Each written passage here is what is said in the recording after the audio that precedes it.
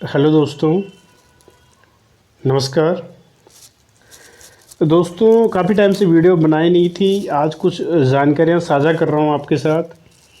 काफ़ी लोगों की कॉल मैसेज भी आ रहे थे कि EWS सर्टिफिकेट के बारे में, कि EWS सर्टिफिकेट काफ़ी लोगों ने गलत तरीके से बनाया हुआ है या फर्जी है।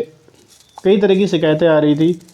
तो इसमें आप देख सकते हो, ये आपका सरकारी गजट है उत्तराखंड सरकार द्वारा, जो EWS का। ये आपका आर्थिक रूप से कमज़ोर वर्गों के लिए आरक्षण तो 10% भारत सरकार, केंद्र सरकार द्वारा लाया गया था 2019 में।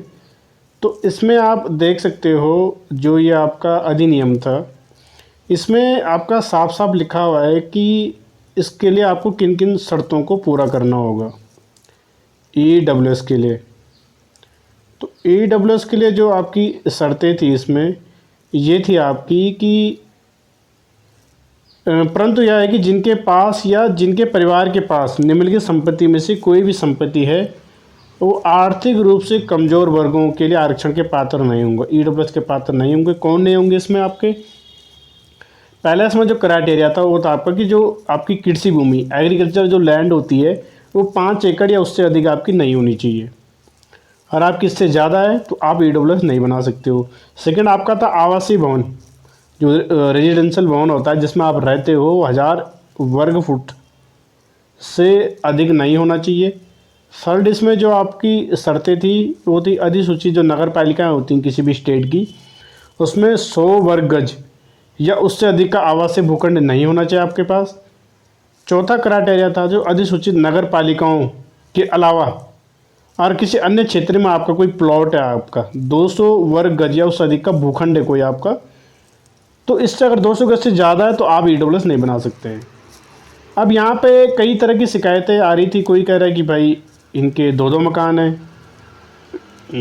एक कोई किसी का देहरादून में है तो एक टिहरी में या उत्तरकाशी नहीं, टिहरी में, रुद्रप्रयाग में या कोई भी स्टेट में, डिस्ट्रिक्ट में आपका, सॉरी। तो इसमें आपका 1000 वर्ग फुट लिखा हुआ है। और काफ़ी लोगों ने क्या किया हुआ है कि जैसे गांव में मकान होता है आपका, तो जैसे EWS बनाया हुआ है तो गांव का मकान तो दिखा दिया EWS में, और देहरादून का मकान इसमें नहीं दिखाया हुआ है। दूसरा यहाँ पे क्या आ रहा है, कई लोगों की गवर्नमेंट जॉब भी है। अब गवर्नमेंट जॉब होना गलत नहीं है, लेकिन गवर्नमेंट जॉब में भी ये है कि आपका 8 लाख से ज़्यादा इनकम नहीं होनी चाहिए। इसमें नियम है आपका कि जो आपका इनकम है वो 8 लाख से ज़्यादा नहीं होनी चाहिए। और इनकम को कैलकुलेट कैसे होगा आपका? इसमें इनकम आगे कैलकुलेशन इस हिसाब से होती है, जो आपकी परिवार हिस्ट्री होती है, उस परिवार रजिस्ट्री में जितने भी सदस्यों के नाम उसमें लिखे होते हैं, उन सब की आय का कैलकुलेशन होगा। उन सब की आय को मिला के 8 लाख से ज़्यादा नहीं होनी चाहिए, क्योंकि काफ़ी लोग कह रहे हैं कि पापा की आय सिर्फ कैलकुलेट होती नहीं, उसमें सारे सदस्यों की आय कैलकुलेट होगी आपकी, और उसमें 8 लाख से ज़्यादा नहीं हो सकती आपकी। चाहे अगर आपके पापा गवर्नमेंट जॉब है और बहन भी गवर्नमेंट जॉब है, तो ये नहीं उसमें आप अपनी सिर्फ बहन की, सॉरी, अपने पापा की आय दिखाओगे, उसमें बहन की आय भी कैलकुलेट होगी या भाई की या कोई भी, उसमें उसको मिला के 8 लाख से ज़्यादा नहीं होनी चाहिए। तो काफ़ी लोगों को ये भी आ रहा था कि भाई उनकी गवर्नमेंट जॉब है या आय जो है 8 लाख से ज़्यादा है, लेकिन उन्होंने ऐसे बना दिया। दूसरा, कई लोग कह रहे थे कि भाई हम कैसे पकड़े जा सकते हैं या कैसे हो सकते हैं चीज़ें। तो जो भी EWS बना रहे होंगे उन्हें पता है उसमें कि 10 रुपये का स्टैम्प भी लगता है, और उसमें साफ साफ लिखा रहता है कि मेरे द्वारा दी गई जो जानकारी है वो पूर्णतः सत्य है, और गलत पाया जाता है तो मेरे खिलाफ कानूनी कार्रवाई कर सकते हैं। क्योंकि काफ़ी लोग मुझे कह रहे थे कि इसमें तो गलती तहसीलदार की है या पटवारी की है, JE की, जिन्होंने बना के दिया है। तो भाई देखो, JE को तो सपना आएगा नहीं आपका एक मकान देहरादून में, या आपका जो पटवारी को तो पता होगा नहीं चीज़ें, तो उनकी तो अपनी ड्यूटी है। लेकिन इसीलिए उसमें एफिडेविट रखा गया है ताकि कैंडिडेट को उसमें पार्टिसिपेट किया जाए। उसमें आपका साफ लिखा होता है कि ये क्राइटेरिया मैं फुलफ़िल कर रहा हूँ। नीचे आपके साइन भी होते हैं स्टाम्प में। कोई 18 साल से कम का तो पापा के साइन होते हैं। तो सारी चीज़ जिन्होंने EWS बना रखा है उनको सारे मानक इसके पता हैं। उसके बावजूद भी कोई अगर गलत बना रहा है तो मैं उनको यही कहना चाहूँगा भाई कि गलत प्रमाण पत्र ना बनाएं, क्योंकि इससे आपको आगे दिक्कत हो सकती है।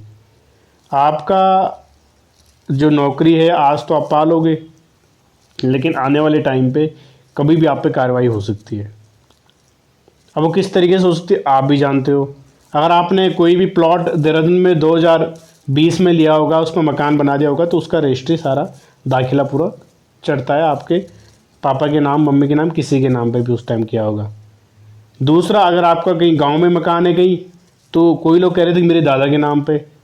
अरे अगर दादा के नाम पे, तो दादा के तो जो लड़के होंगे, 2 लड़के होंगे, तो दोनों के नाम पे वो मकान आएगा। तो आपके 2 मकान कैसे हो गए? तो कई लोगों ने क्या किया कि आपके गांव के मकान पता उनके कि पापा जो दादा हैं, दादा के 3 भाई हैं, तीनों को पार्टिसिपेट करके दिखा दिया। अरे एक कोना अपना बता दिया, कमरा किचन अपना बता दिया कि मेरा 1000 स्क्वायर फुट से कम का मकान है, और वहाँ से ईडब्ल्यूएस बना दिया। और जबकि उनका 1 और स्क्वायर फुट का मकान यहाँ देहरादून में भी है। काफ़ी लोगों के नाम मेरे पास आ भी रहे थे इस चीज़ में कि इनका फर्जी ईडब्ल्यूएस है। तो वो ये ना समझे कि हम पकड़े नहीं जाएंगे। यहाँ यूके ट्रिपल एस के घोटाले वाले लोग पकड़े गए। 2015 की जो आपकी दरोगा भर्ती के लोग पकड़े जा रहे हैं। तो ये ना समझे हम सिस्टम के अंदर घुस जाएंगे तो हमें पता नहीं चलेगा कि भाई, या हम कहीं पकड़े नहीं जाएंगे। अगर फर्जी डॉक्यूमेंट से जाओगे तो उसमें तो और ज़्यादा खतरा है आपका बाहर होने का। इसलिए मैं सभी से अभी भी मैं निवेदन करूँगा, रिक्वेस्ट करूँगा कि देखो, जिनका वाजिब ईडब्ल्यूएस है उन्हें उस सीट पे आने दें। आप गलत ईडब्ल्यूएस ना बनाएं। और किसी का भी नाम आते तो उसके खिलाफ़ मैं सबसे पहले आऊँगा, और मैं पूरी कोशिश करूँगा भाई वो बाहर हो। गलत तरीके से किसी को भी स्वीकार नहीं किया जाएगा, और जो क्राइटेरिया उनके हिसाब से ही बनाएं। और दूसरे यहाँ पे मैं आपको बता भी देता हूँ, क्योंकि काफ़ी लोगों को पता नहीं होगा। ये देखिए, आपका ये शासन द्वारा ही ये लेटर आपका जारी हुआ है। ये देखिए 2019 का। अपर मुख्य सचिव उस टाइम राधा रतूड़ी जी थी। उन्होंने लिखा हुआ इसमें कि राज्याधीन लोक सेवाओं और पदों में आर्थिक रूप से कमजोर वर्गों के लिए आरक्षण हेतु आय एवं संपत्ति प्रमाण पत्र।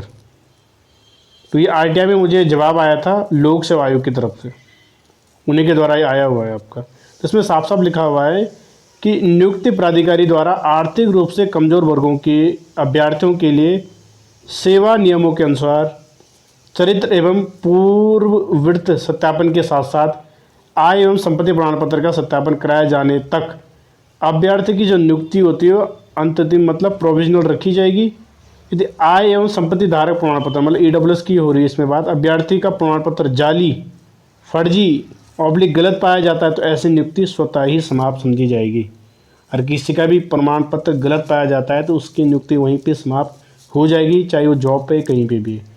और कहीं कहीं सज़ा का प्रावधान भी हो सकता है कि भाई इसने फर्जी डॉक्यूमेंट्स करके नौकरी पाई हुई है। उसमें आपका सीधी सी बात है, सिंपल सा फंडा है कि आपका एक रिपोर्ट, कोई भी आपका आस पड़ोस कोई भी शिकायत कर सकता है इसमें कि भाई इसका तो ईडब्ल्यूएस बन ही नहीं सकता था, इनके तो 2 मकान है। वही शिकायत दे देगा तहसील में या शासन में शिकायत दे देगा, तो उसके आपके खिलाफ फिर उसमें किसी ने 2 प्रूफ भी दे दिए कि भाई इनका एक देहरादून के मकान के वो दे दिया किसी ने निकाल के, और एक घर के मकान का दे दिया, तो आपका उसी टाइम निरस्त हो जाएगी चीज़ें कि भाई इनका 2 मकान है, इनका 1000 स्क्वायर फुट का क्राइटेरिया, इसका क्राइटेरिया फुलफिल करते नहीं है, या इनके 8 लाख से ज़्यादा इनकम है। तो मैं पुनः उनसे रिक्वेस्ट करूँगा जिनके भी ऐसा है वो इस चीज़ को साइड करके जनरल में सिलेक्शन ले, किसी और में ले, क्योंकि आज नहीं तो कल फ्यूचर में आपको दिक्कत होगी।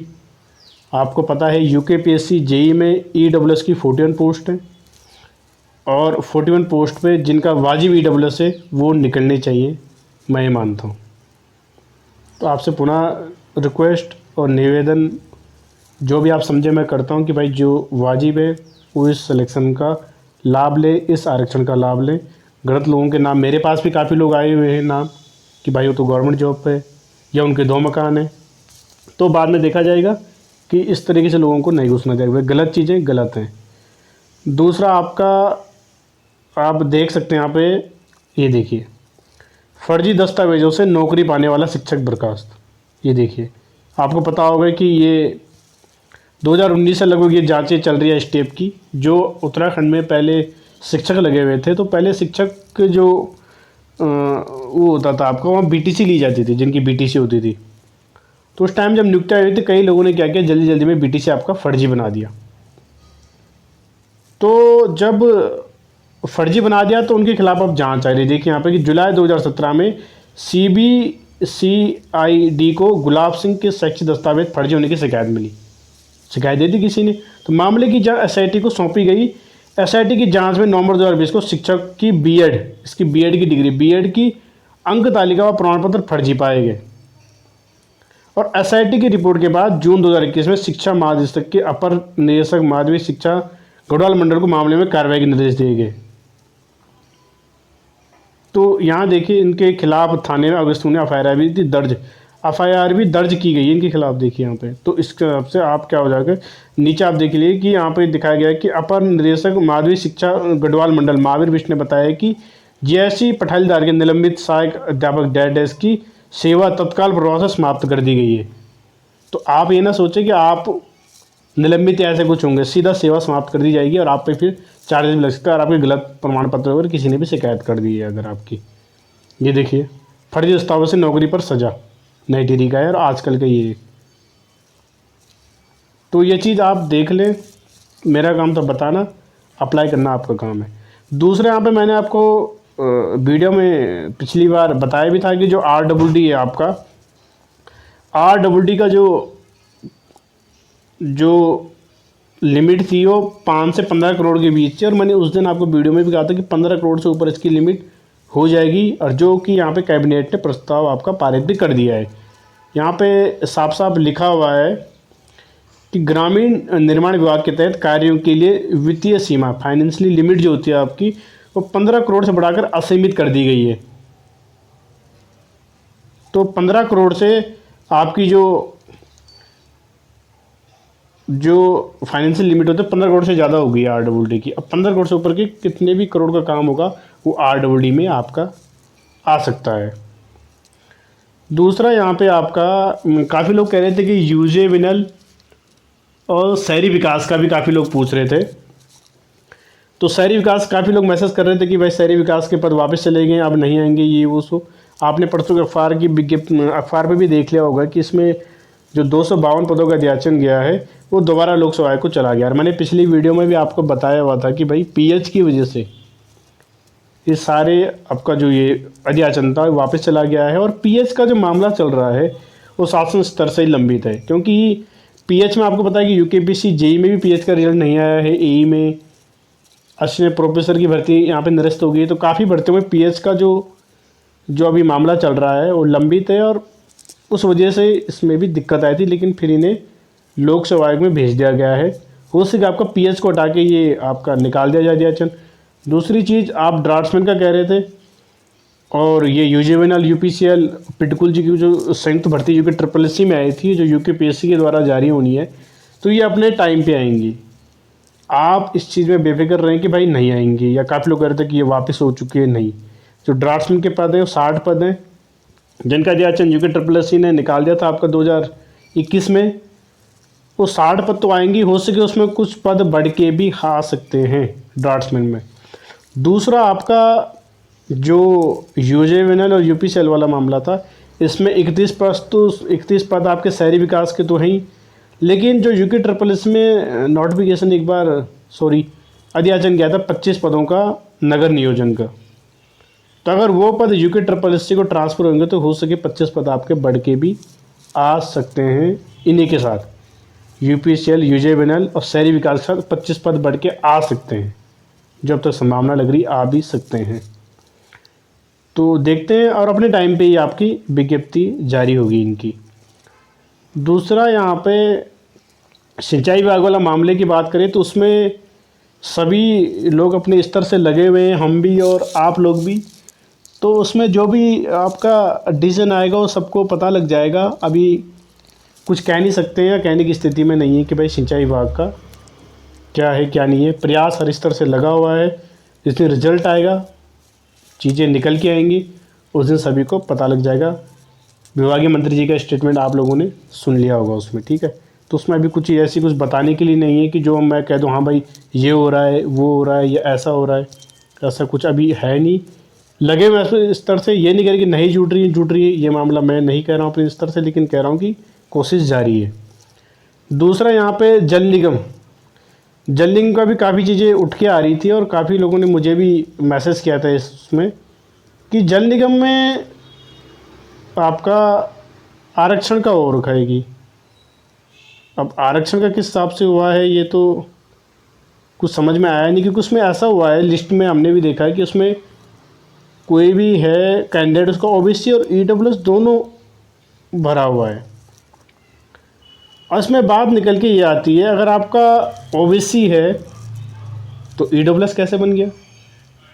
क्योंकि आरक्षण तो ये कहता है कि आरक्षण का नियम ये होता है कि आप एक ही आरक्षण का लाभ ले सकते हैं, दो आरक्षण का लाभ आप नहीं ले सकते हो।